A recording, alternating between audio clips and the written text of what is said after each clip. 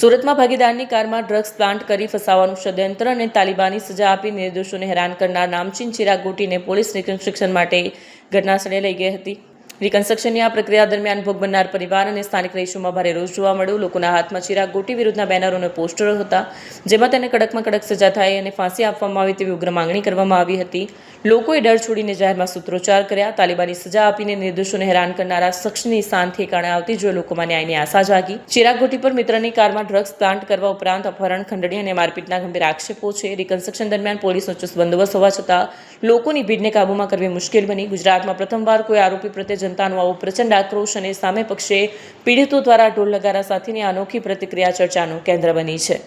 સુરક્ષાકર્મીઓની વચ્ચે જ આ પ્રકારની ખેંચતાણ અને ઝપાઝપી થવી એ દર્શાવે છે કે લોકોમાં આક્રોશ કેટલો ચરમસીમાએ હતો। ઉલ્લેખનીય છે કે ચિરાગ ગોટી જ્યારે પોલીસની ગાડીમાંથી ઉતર્યો તે દરમિયાન તેના કપડાં ફાટેલા જોવા મળ્યા હતા।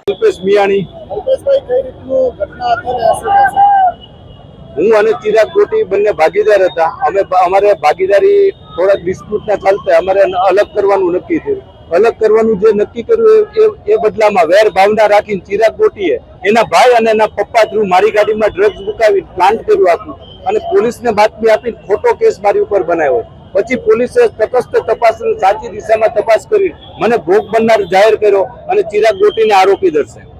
અત્યારે પોલીસ દ્વારા વરઘોડો કાઢ્યો છે, કેવો માહોલ છે ને શું કહેશો? તમે ખુદ જોઈ શકો છો પોલીસ દ્વારા જે વરઘોડો કાઢવામાં આવ્યો છે એની એ સ્વયંભૂ પબ્લિક આવેલી છે, કોઈ બોલાવેલી નથી। કેમ કે ચિરાગ ગોટીનો કતારગામ વિસ્તારમાં એક આતંકવાદી પ્રવૃત્તિ કરતો એ ટાઈપનો છે અને અસંખ્ય લોકો ભોગ બનનારાઓ છે।